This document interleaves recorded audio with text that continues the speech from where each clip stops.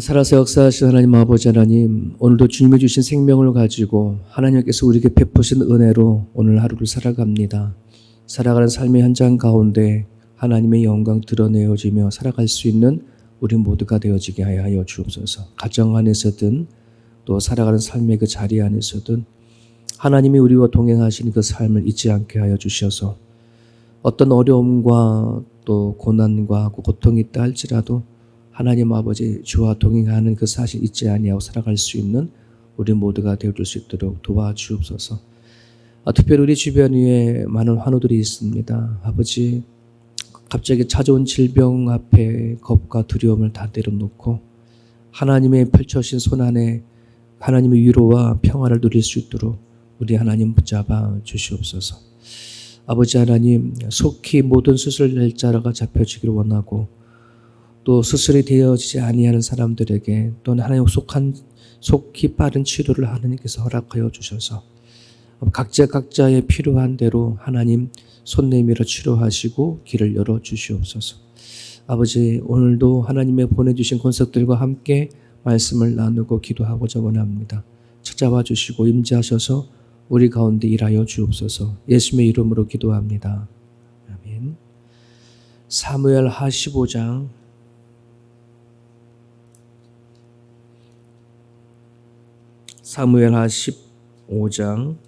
13절에서 23절까지입니다.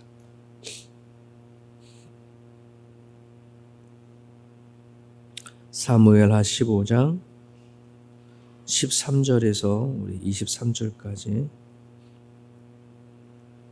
같이 읽겠습니다.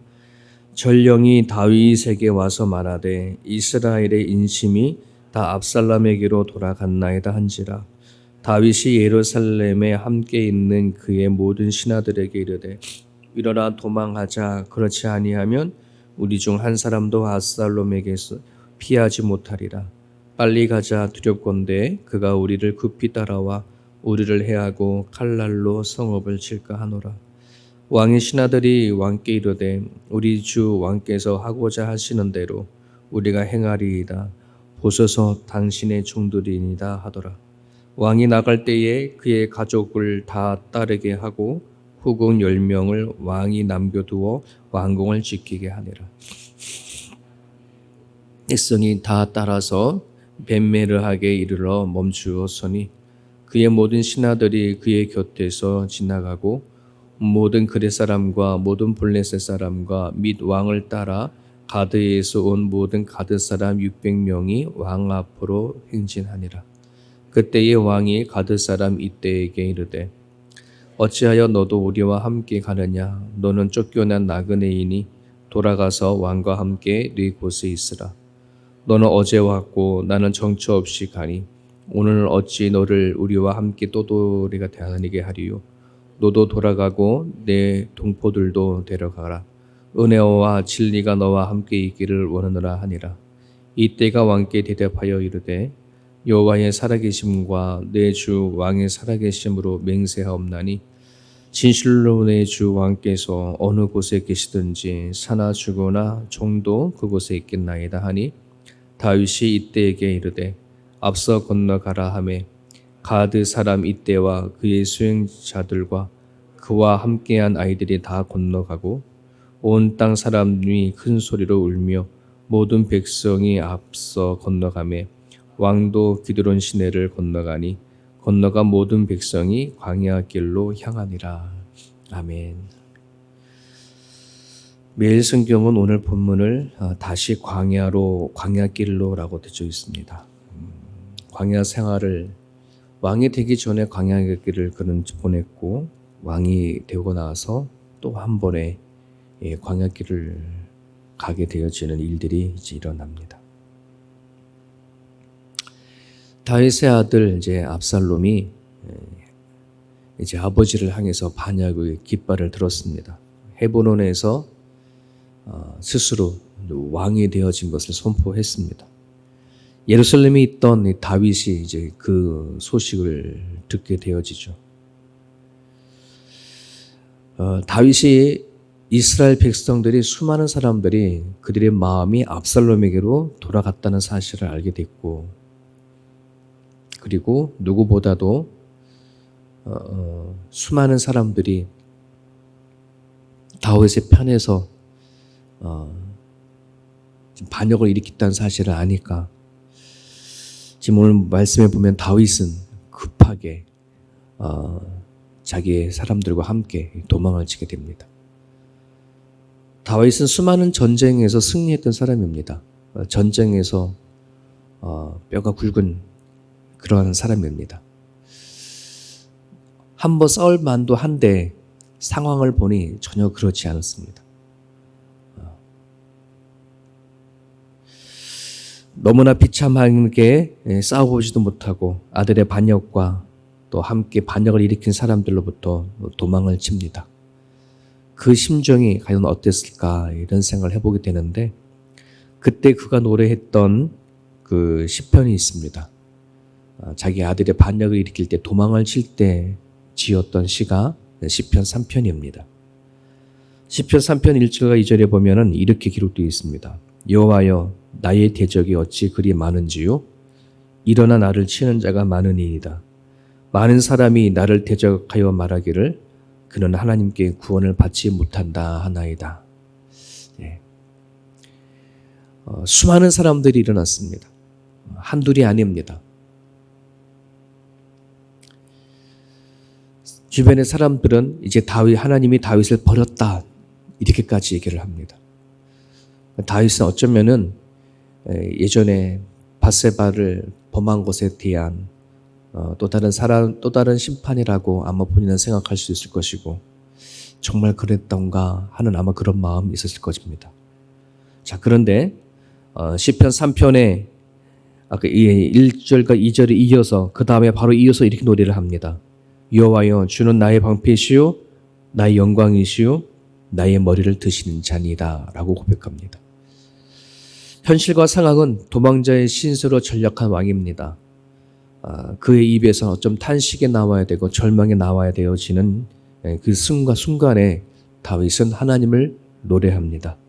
여호와는 나의 방패시요 나의 영광이시요 나의 머리를 드시는 자니이다. 하나님이 다윗을 사랑했던 부분도 바로 이런 부분들이었고 그토록 오래도록 하나님은 다윗을 통해서 이런 노래를 듣기를 원했는데 밧세바를 통한 그 간음과 그 잘못이 결국은 다윗을 하여금 참 많이 힘들게 했던 것을 압니다. 그런데 이런 상황 가운데 뜻밖의 다윗은 신앙이 회복이 되어진 것을 보게 되어집니다. 다윗의 입에서 그토록 듣고 싶었던 하나님에 대한 신앙 고백이 도망치는 그 자리에서 하나님은 듣게 되는 것입니다. 우린 살아가다 보면 참 많은 고난도 있고 어려움도 있습니다. 또한 억울한 일들도 또한 있습니다. 하나님을 알지 못하는 사람들에게는 아마 그 모든 순간들이 고스란히 고통이기도 하고 또 아픔이기도 할 겁니다. 하지만 성경에는 그렇게 얘기하지 않습니다. 그리스도인에게는 세상 하나님을 알지 못하는 사람들에게는 고통이겠지만 그리스도인들에게는 그 시간도 유익이다라고 얘기를 합니다. 그 이유는 그 자리가 하나님을 만날 수 있는 가장 좋은 그러한 조건이 되어지기 때문에 그렇습니다. 예수님께서 이 땅에 오실 때에 가장 높고 높은 왕의 자리로 오지 아니하시고 가장 낮고 낮은 마을 구유의 안으로 오셨습니다. 그 이유가 저는 여기 있다고 합니다. 사람들 살아가다 보면 정말 인생의 바닥을 칠 때가 있는데 그 인생의 바닥에 가보니 그 자리에 예수님이 계신 겁니다. 가장 낮고 낮은 자리에서 오셔서 정말 우리가 모든 절망과 모든 고통과 모든 삶의 포기가 일어나는 그 자리에 예수님은 계셔서 다시 일어나게 하시는 분이 우리 주 하나님입니다. 다윗도 지금 그런 것을 경험하고 있습니다. 왕에서 완전히 패배자로 도망자로 땅바닥에 떨어진 신세로 이제 도망치기 바쁜 그 자리에 다윗은 하나님 앞에 기도합니다. 여호와는 나의 방패시라고 나의 영광이시라고 고백합니다. 그러면서 시편 3편 6절에는 이렇게 고백합니다. 천만인이 나를 에워싸 진친다 하여도 나는 두려워하지 아니하리로다. 여호와여 일어나소서 나의 하나님이여 나를 구원하소서. 이렇게 고백을 합니다. 다윗에게 이 시간은 가장 억울하고 화가 나는 상황이지만, 그리고 모든 상황의 원인을 자기의 아들과 반역자들과 자기를 배반한 이스라엘 백성들에게 다 돌릴 판이지만은 그는 그렇게 하지 않습니다. 자신을 왕으로 세운 자가 누구인지 너무 잘 알기에, 그리고 다시 왕의 자리를 세울 자가 누구인지 너무 잘 알기에 다윗은 그 자리 안에서 하나님 앞에 나아갑니다. 천만이 자기를 에워싼다고 할지라도 나는 두려워하지 않는다. 말씀을 듣고 고백하는 신앙을 고백하는 모든 사람들에게 이 말씀을 꼭 마음에 담아둘 수 있길 바랍니다. 우리는 살아가다 보면 참으로 마음이 바닥을 칠 때가 있고 또 삶이 바닥을 칠 때가 있습니다.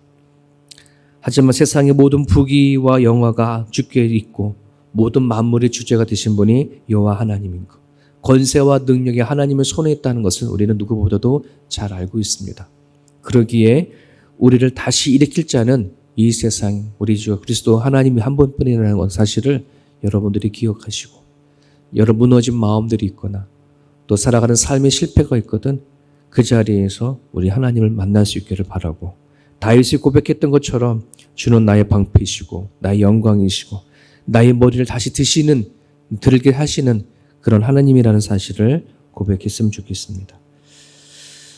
오늘 16절에 보면 도망치는 다윗에게 이해가 되지 않는 그런 하나의 모습이 등장을 합니다. 16절에 왕이 나아갈 때에 그의 가족을 다 따르게 하고 후궁 10명을 왕이 남겨두어 왕궁을 지키게 하니라. 이 말씀을 보면서 문득 뭐야 이거, 후궁은 사람 아니야, 이런 생각이 들 때가 있었어요. 첩이잖아요. 근데 그 당시에 다윗의 후궁이라 하더라도 나름대로의 자리가 있는 거고 위치가 있는 거고 또 그 사람들도 사람인데 왜 다 데려가지 이 사람은 그냥 뒀을까, 이런 생각을 해보게 됩니다. 아마 왕이 첩이니까 그냥 압살롬이 취하도록 방치해 뒀나 그렇게 생각해 볼 수도 있는데, 그러지 않고 다윗은 지금 반역을 일으킨 아들이 어떤 아들인지를 너무나 잘 알고 있습니다. 압살롬이 암논 형을 죽인 이유는 뭐냐면 근친상간, 자기 여동생, 그것도 혈육간에 있는 여동생인데 근친상간을 통해서 한 것 때문에 압살롬이 암논을 죽였지 않습니까? 지금 다윗의 아버지의 후궁인데 그 압살롬은 아무리 반역을 일으킨다고 할지라도 자기의 첩들만큼은 건들지 않을 거다. 이게 다윗이 생각했던 생각이었습니다. 급히 도망가는 상황 가운데 또 10명이나 되어지는 후궁을 데리고 간다는 건 본인에게나 또 같이 동행하는 후궁에게나 어려움이 있다라고 판단을 했을 겁니다. 여기까지가 다윗의 생각이었습니다. 그런데 이제 한 장 넘기면 16장 21절에서 21절을 보게 되어지면 구테타를 일으킨 다윗과 아히도벨, 이제 그가 예루살렘을 점령한 이후에 아히도벨이 압살롬에게 이렇게 말합니다. 왕의 아버지가 남겨두어 왕국을 지키게 한 후궁들과 더불어 동침하소서. 그리하며 왕께서 왕의 아버지가 미워하는 바 됨을 온 이스라엘이 들으리니 왕과 함께 있는 모든 사람의 힘이 더욱 강하여지리다 하니라. 이에 사람들이 압살롬을 위하여 옥상에 장막을 치니 압살롬이 온 이스라엘 무리 눈앞에서 그 아버지의 후궁들과 더불어 동침하니라. 다윗이 생각한 압살롬은 그렇지 않을지 모르겠지만은 아히도벨을 잊어버렸습니다. 아히도벨은 다윗의 참모입니다. 다윗의 옆에서 참 오랫동안 다윗의 왕권을 지켜줬던 사람입니다. 하지만 자기의 손녀 밧세바를 다윗이 범한 사건을 알았기 때문에 보복으로 어쩜 이 일을 하는 겁니다. 다윗은 그 아히도벨을 잊어버렸던 거죠. 다윗은 그걸 생각하지 못하고 후궁을 뒀지만은 참 놀랍게도 이 모든 사건들은 하나님께서 밧세바를 범한 다윗에게 나단 선지자를 보내서 심판 예언을 했던 것들이 고스란히 이루어진 사건이기도 합니다. 다시 사무엘하 12장 11절에 보면은 하나님이 나단 선지자들을 다윗에게 보내서 이렇게 말했었습니다. 여호와께서 또 이와 같이 이르시기를 보라 내가 너와 내 집에 재앙을 일으키고 내가 내 눈앞에서 내 아내를 빼앗아 내 이웃에게 주리니 그 사람들이 내 아내들과 더불어 백주에 동침하리라. 이것이 다윗이 밧세바를 범했을 때에 하나님이 나단 선지자를 통해서 다윗에 대한 심판의 예언이었습니다. 이 예언이 그대로 이루어진 거예요. 아마 다윗 자신은 후궁 10명을 두고 떠나는 일들이 자신에게 선포되어진 그 예언이 이루어지는 것이라고는 전혀 생각하지 못했을 것입니다. 상황과 여건에 따라서 두고 갔는데 그 일들이 고스란히 하나님이 말씀하신 바대로 백주 대낮에 자기 후궁들이 자기 아들에게 성폭행을 범하는 일들이 일어나는 것을 보게 되어집니다. 여러분 성경이 왜 위대한가? 하나님의 말씀이 왜 이렇게 위대한가? 인간 역사 속에서 일하시는 하나님의 말씀이 한치 오차도 없이 고스란히 다 이루어진 사실을 낱낱이 드러내고 있기 때문에 그렇습니다. 여러분 우리가 오늘날 사무엘 하를 읽고 묵상하고 지내는데 과연 이 말씀이 오늘날 우리들에게 무슨 상관이냐? 이 세상 살아가는 데 있어서 다윗의 이 행동이 이 일들이 과연 무엇이 우리와 무슨 상관인가 할지 모르겠지만은 우리는 성경을 통해서 하나님의 역사 속에서 우리가 살아가는 삶 속에서 어떻게 일하시는지 하나님의 모습을 바라보는 것입니다. 다윗에게 행하신 그 하나님은 오늘 우리가 믿는 하나님입니다. 우리와 동행하시는 하나님이 성경 구약에서 일하신 하나님이십니다. 우리는 성경 말씀을 대할 때마다 오늘 우리와 동행하시는 하나님이 어떤 하나님이신지를 분명히 알 수 있어야 합니다. 하나님은 우리를 구원하시고 또 이끌어 가시고 하나님의 뜻 가운데도 세워 가시지만 이처럼 하나님의 자녀로 양육해 가는 가정 가운데에 잘못된 부분들도 반드시 책망하시고 또 야단도 치시고 벌도 하시면서 우리를 이끌어 가신다는 사실을 우리는 기억하셨으면 좋겠습니다. 눈에 보이지 않는다고 내 몸과 내 뜻대로 하는 것이 아니라 우리 눈에 보이지 아니하지만 우리 하나님은 우리들의 모든 생각과 또 마음들과 삶을 이끌어 가신다는 사실을 우리는 기억하고 그 하나님 앞에 낱낱이 우리들의 생각과 삶을 다 드러내고 이야기했으면 좋겠습니다. 우리는 때로는 실수를 하고 그냥 우연하게 지나갔던 일일지를 모르지만 하나님은 그 모든 일들을 통해서 일하신다는 사실을 우리가 기억하시고 살아낼 때 주시기를 바랍니다. 19절과 23절을 보게 되어지면 도망치는 다윗에게 참으로 위로가 되어지는 사람이 등장합니다. 하나님이 이렇게 다윗을 사랑하시는구나 할 정도로의 이 어려운 이 상황 가운데 안에서도 다윗에게 위로자를 보내주시고 또 사람을 통해서 일하시는 것을 또 보게 되어집니다. 바로 그 사람이 가드 사람 이때입니다. 여러분 이때라고 하는 이름은 그 말 자체가 곁에 있는 자라고 하는 말입니다. 그러니까 참 위로자라고 한다는 말이죠. 다윗은 압살롬의 쿠데타 때문에 헐레벌떡 도망을 치지만 하나님은 그 마음을 위로하시고 또 힘줄 자를 옆에다가 두십니다. 근데 아이러니하게도 그 사람은 이스라엘 사람이 아니라 이스라엘의 원수였던 블레셋 사람 블레셋인 이때입니다. 이 사람은 19절에 보니까 쫓겨난 나그네라고 다윗이 말합니다. 아마도 가드에서 살면서 블레셋 사람들 통해서 무슨 일로 인해서 또 잘못해서 도망을 쳤는지 모르겠지만 다윗에게 온 겁니다. 그리고 다윗을 섬기는 자가 되어줬고 다윗이 믿는 하나님을 이때 이 사람이 하나님을 섬기게 되어줬습니다. 그러면서 말하기를 하나님의 이름을 두고 맹세하노니 내가 왕을 따라다니 가시겠다. 죽을 때까지 다윗을 위해서 헌신하는 것을 보게 되어집니다. 이런 이때가 나중에는 다윗의 오른팔이었던 군대 장관 요압의 자리까지 이때가 올라가는 것을 보게 되어집니다. 가장 어렵고 가장 힘들 때에 하나님은 사람을 붙이셔서 일하시는 하나님의 모습을 우리는 보게 되어지죠. 여러분 우리는 이민자들입니다. 이 호주에까지 올 때까지 여러 가정들을 또 사랑하는 부모들을 떠나고 이곳에 온 사람들도 아주 많이 있습니다. 하지만 오늘 우리들은 이 먼 호주까지 왔으면서도 와서 믿음의 공동체, 또 우리는 교회를 통해서 예수 공동체를 속해서도 살아가고 있습니다. 비록 우리들의 혈류가 떨어져서 살아가는 안타까움들도 있지만 또 예수 그리스도 믿음의 공동체를 하나님 엮어주셔서 우리 이 낯설고 물서는 이방인 이 호주의 삶 속에서 외롭지 않게 살아가게 하시는 하나님의 모습을 우리는 바로 보게 되어집니다.